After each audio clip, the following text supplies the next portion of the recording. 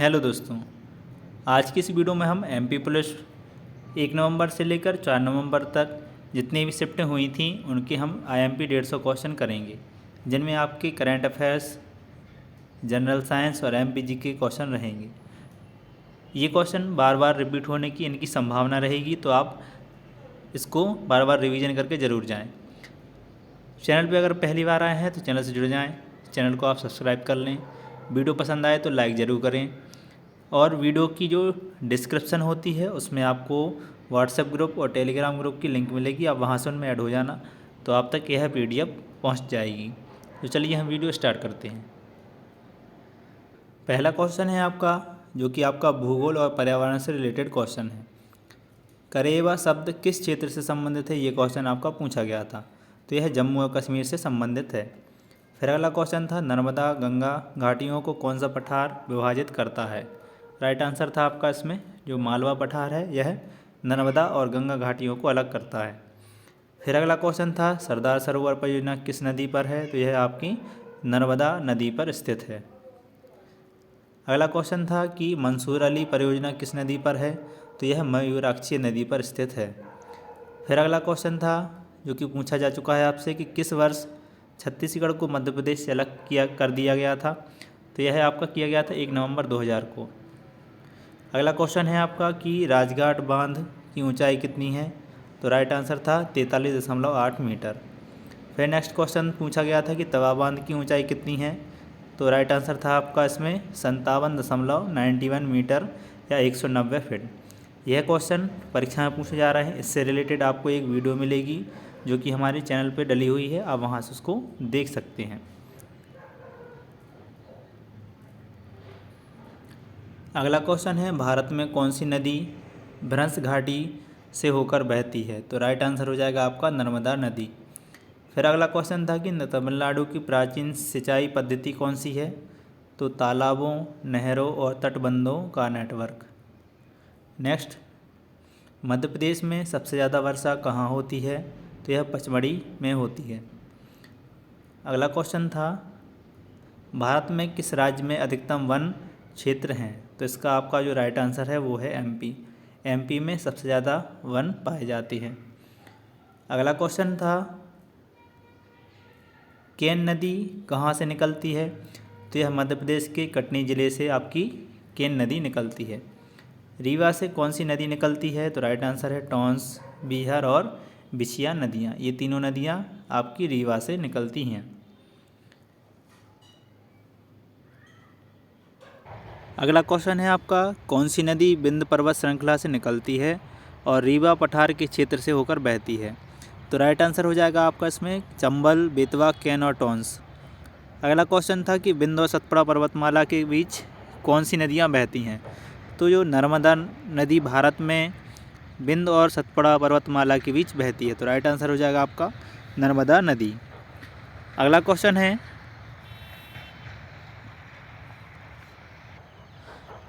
आपका, मैकाल पर्वतमाला निम्नलिखित में से किसका भाग है, तो राइट आंसर है ये सतपुड़ा पर्वतमाला का है।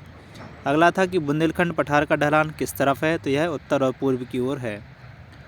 अगला क्वेश्चन है, कौन सी नदी उत्तर प्रदेश और बिहार से बहती है और अवैध रेत खनन के कारण राष्ट्रीय स्तर पर पहुंच चुकी है, पहचानी जाती है, तो आपका राइट आंसर हो जाएगा यह है आपकी सोन नदी। अगला क्वेश्चन पूछा गया था आपसे कि एक सींग वाला गैंडा किस राष्ट्रीय उद्यान में पाया जाता है, तो राइट आंसर हो जाएगा यह आपका कांजीरंगा राष्ट्रीय उद्यान में पाया जाता है। फिर है कि जोहिला परियोजना किस नदी पर है, तो यह आपकी जोहिला नदी पर स्थित है। अगला क्वेश्चन है, भीमगढ़ बांध किसका बना है, तो यह एशिया के सबसे बड़े मिट्टी के बांध के रूप में जाना जाता है, तो यह मिट्टी का सबसे बड़ा बांध है।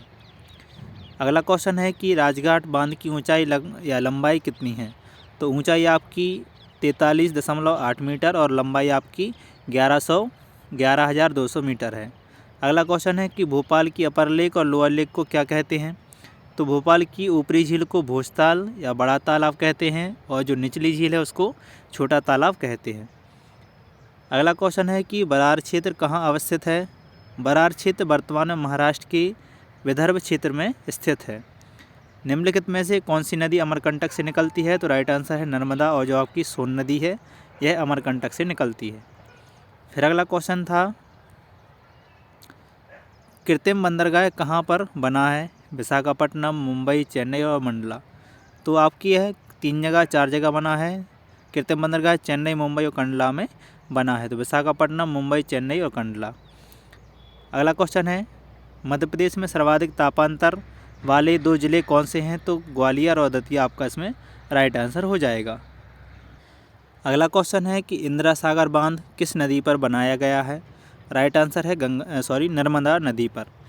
मध्य प्रदेश में कपास के लिए कौन सी मिट्टी सबसे उपयुक्त है? तो आपकी काली मिट्टी है, जिसको बोला जाता है रेगुर मिट्टी। अगला क्वेश्चन है कि भीमगढ़ बांध किस जिले में है? तो राइट आंसर हो जाएगा सिवनी जिले की बैनगंगा नदी पर यह स्थित है। मध्य प्रदेश में सिंचाई के लिए सबसे महत्वपूर्ण नदी घाटी कौन सी है? तो आपका राइट आंसर इसमें हो जाता नर्मदा घाटी परियोजना। अगला क्वेश्चन आया था कि भारत में सबसे ज़्यादा विशेष आर्थिक क्षेत्र सेज कहाँ है? राइट आंसर था यह आपके तमिलनाडु में स्थित है।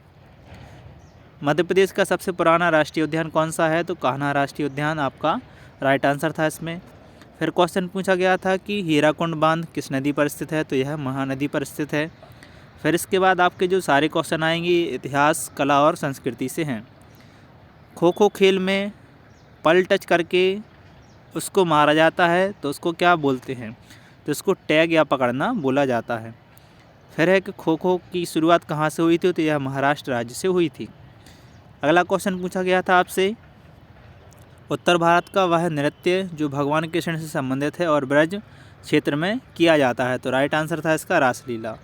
महामृत्युंजय का मेला कब आयोजित किया जाता है? तो यह बसंत पंचमी और शिवरात्रि पर आयोजित किया जाता है। अगला क्वेश्चन है, महामृत्युंजय मेला कहाँ लगता है? तो यह आपका मध्य प्रदेश के रीवा में लगाया जाता है। तो मेलों से भी काफ़ी क्वेश्चन पूछे जा रहे हैं, जिसकी वीडियो भी आपको चैनल पे मिल जाएगी। आप वहाँ से टॉप 50 क्वेश्चन किए हैं मेलों से रिलेटेड, तो आप वहाँ से प्लेलिस्ट में देखो। यह वीडियो आपको वहाँ से जो मेलों की वीडियो है वो प्लेलिस्ट में मिल जाएगी। पीर बुधन का मेला किससे संबंधित है? तो राइट आंसर हो जाएगा मुस्लिम संत पीर बुधन से। मध्य प्रदेश में मेलों का महत्व क्या है? तो यह धार्मिक, सांस्कृतिक, सामाजिक और आर्थिक रूप से महत्व रखते हैं। अगला क्वेश्चन था कि शिल्पाधिकारम में दक्षिण भारत के किस त्यौहार का वर्णन मिलता है? तो राइट आंसर हो जाएगा इसमें आपको पोंगल जो त्यौहार है इसका वर्णन मिलेगा।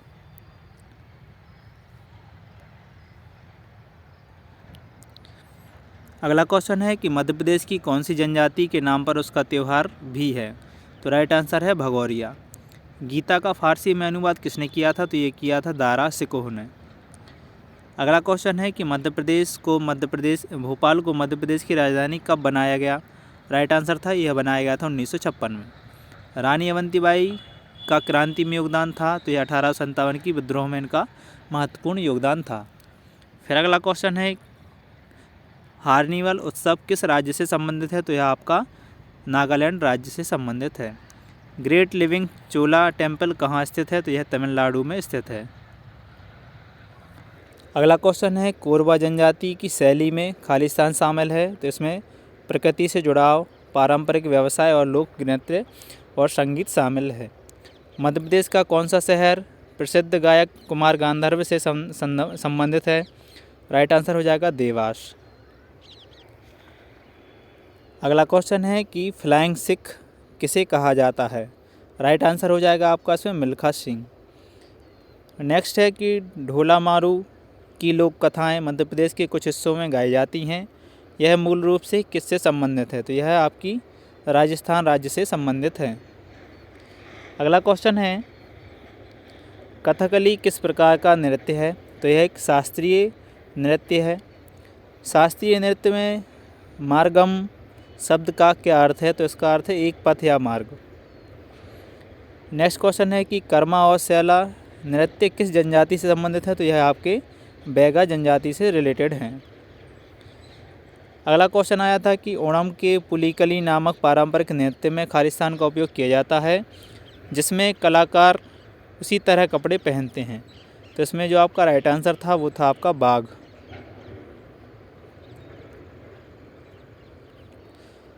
अगला क्वेश्चन है कि पानीपत की पहली और तीसरी लड़ाई कब और किसके बीच हुई। तो पानीपत की पहली लड़ाई आपकी जो 21 अप्रैल 1526 को बाबर और इब्राहिम लोदी के बीच हुई थी। भारत में पुरातत्व के पिता के रूप में किसे जाना जाता है। तो सर अलेक्जेंडर कनिंघम को।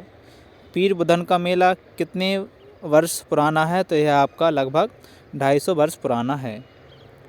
अगला क्वेश्चन है लोकरंग उत्सव का उद्देश्य क्या है। तो भारत की समृद्ध और विविध लोक और आदिवासी संस्कृति, कला और परंपराओं को प्रदर्शित करना, उनका संरक्षण करना और उनका जश्न मनाना है। खजुराहो महोत्सव में मुख्य रूप से किसका प्रदर्शन होता है। तो आपका जो शास्त्रीय नृत्य हैं उनका प्रदर्शन किया जाता है। अगला क्वेश्चन है मध्य प्रदेश के उत्तर एवं मध्य भाग में कौन सी बोलियां बोली जाती हैं। तो बुंदेली और आपकी जो मालवी है यह बोलियां बोली जाती हैं। अगला क्वेश्चन है कि लोकरंग महोत्सव का आयोजन कौन करवाता है या कौन करता है। तो मध्य प्रदेश आदिवासी लोक कला अकादमी। मध्य प्रदेश में भील जनजाति किस क्षेत्र में ज़्यादा पाई जाती है। तो यह मालवा निमाड़ क्षेत्र के पश्चिमी जिलों में पाई जाती है। अगला क्वेश्चन है कि पहला क्रिकेट विश्व कप कब और कहाँ हुआ। तो यह आपका 1875 में इंग्लैंड में हुआ था। अगला क्वेश्चन है कि एलोरा की गुफाएं किस धर्म से संबंधित हैं। तो यह आपकी बौद्ध, हिंदू और जैन धर्म से रिलेटेड हैं। अगला क्वेश्चन था कि गुलाम वंश किस वंश को कहा जाता है। तो यह इसको मामलूक वंश को ही गुलाम वंश के नाम से जाना जाता है। अगला है दिल्ली सल्तनत ने कहाँ मंदिर बनवाया था जहाँ हिंदू और मुसलमानों का मेल था। तो कुब्बल और इस्लाम मस्जिद। भोपाल का पहला शासक कौन था। तो नवाब दोस्त मोहम्मद खान। कौन से वंश ने उत्तर भारत पर सर्वाधिक शासन किया। तो वो थे गुर्जर प्रतिहार वंश। अगला क्वेश्चन था आलमगी तबलीगी इत्जा कहाँ लगता है। तो यह भोपाल में लगता है। तैमूर के आक्रमण के समय गुजरात का शासक कौन था। तो जफ़र खान मुजफ्फर शाह प्रथम यह तैमूर के आक्रमण के समय गुजरात का शासक था। अगला है धामोनी उर्स मेला किसकी याद में मनाया जाता है। तो यह मस्तान शाह अली की याद में मनाया जाता है। और यह मेला कहाँ पर लगता है। तो यह सागर में लगता है। अगला क्वेश्चन है कि विक्रमशिला विश्वविद्यालय की स्थापना कब हुई। तो 8वीं शताब्दी में लगभग 783 ईस्वी के आसपास हुई थी। मटकी नृत्य किस राज्य का है। तो मटकी नृत्य यह मालवा का प्रसिद्ध नृत्य है। अगला क्वेश्चन है कि रानी दुर्गावती का विवाह किससे हुआ था। तो राजा दलपत शाह से। महाराष्ट्र में नए वर्ष पर कौन सा त्यौहार या कौन सा नृत्य करते हैं। तो लावड़ी या तमाशा। अगला क्वेश्चन है कि अहिराई नृत्य किस समय किया जाता है। तो आमतौर पर दिन के समय किया जाता है। खजुराहो नृत्य महोत्सव कितने दिन तक चलता है। तो यह लगभग 1 सप्ताह तक चलता है। मध्य प्रदेश का पहला वंश कौन सा था। तो यह था आपका प्रगोत वंश। अगला क्वेश्चन है पूर्वी भारत का कौन सा उत्सव 100 ड्रम से संबंधित है। तो बांग्ला उत्सव 100 ड्रम महोत्सव से संबंधित है।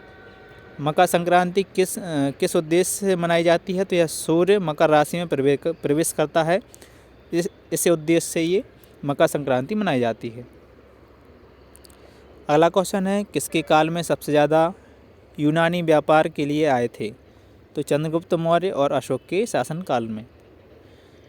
अगला क्वेश्चन है चंद्रशेखर आज़ाद कब से कब तक सक्रिय रहे। तो यह 1906 से 1931 तक। निम्नलिखित में से कौन सा आंध्र प्रदेश का शास्त्रीय नृत्य है। राइट आंसर हो जाएगा कुचिपुड़ी। गेटवे ऑफ इंडिया का निर्माण कब हुआ। 1913 से शुरू हुआ और 1924 में यह पूरा हो गया था। अगला क्वेश्चन देखेंगे। अब जो क्वेश्चन आपके सामने आएंगे ये आपके हो जाएंगे राजनीति और संविधान से। हमने क्या किया है क्वेश्चनों को अलग अलग पोर्शन में पार्टीशन में डिवाइड कर दिया है। तो अब राजनीति और संविधान से जितने क्वेश्चन आए थे वो हम पढ़ेंगे। राज्य लोक सेवा आयोग किस अनुच्छेद में है। तो यह आपके 315 अनुच्छेद में है। नागपुर उच्च न्यायालय को किस अधिनियम से सबसे ज़्यादा स्वतंत्रता मिली। भारत शासन अधिनियम 1935। केंद्र शासित प्रदेश के हेड कौन होते हैं। तो यह होते हैं भारत के राष्ट्रपति। अगला क्वेश्चन है भारतीय संसद में कौन शामिल होता है। तो लोकसभा, राज्यसभा और राष्ट्रपति। निम्नलिखित में से कौन राज्य सूची के अंतर्गत आता है। तो पुलिस, सार्वजनिक स्वास्थ्य, कृषि, पंचायती राज, स्थानीय सरकार और जुआ, ये सभी राज्य सूची के अंतर्गत आते हैं। अगला क्वेश्चन पूछा गया था कि केंद्र और राज्यों के बीच समन्वय स्थापित करने के लिए अंतर्राज्यीय परिषद की स्थापना का प्रावधान किस अनुच्छेद के अंतर्गत है? तो अनुच्छेद 263।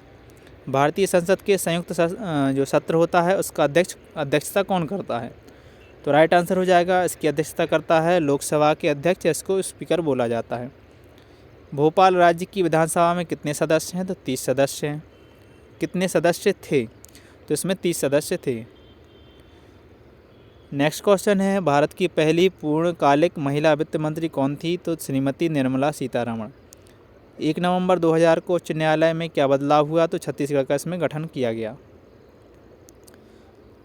अगला क्वेश्चन है, राज्य और केंद्र के बीच विवाद किस सूची में है? तो यह समवर्ती सूची में है। राज्य और केंद्र के बीच विवाद कौन सुलझाता है? तो यह आपका सर्वोच्च न्यायालय इसका राइट आंसर हो जाएगा। अगला क्वेश्चन है, कौन राज्य के मुख्यमंत्री को उसके पद से शपथ दिलाता है, उसकी पद की शपथ दिलाता है? तो राइट है, राज्य का राज्यपाल। मुख्यमंत्री की नियुक्ति कौन करता है? तो यह भी राज्यपाल करता है। अगला क्वेश्चन है, मध्य प्रदेश के राजवंश की स्थापना के समय दिल्ली में कौन सा राजवंश था? तो गुर्जर, प्रतिहार या तोमर वंश था।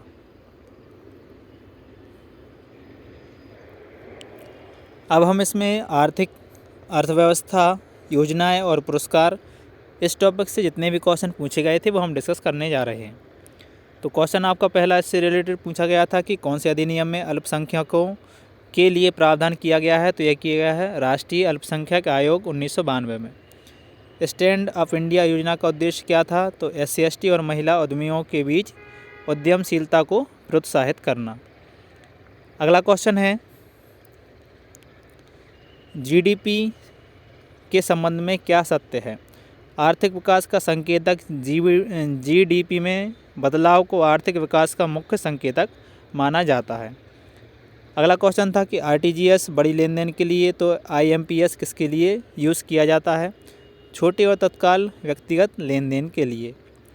PM विश्वकर्मा योजना से एक क्वेश्चन आया था।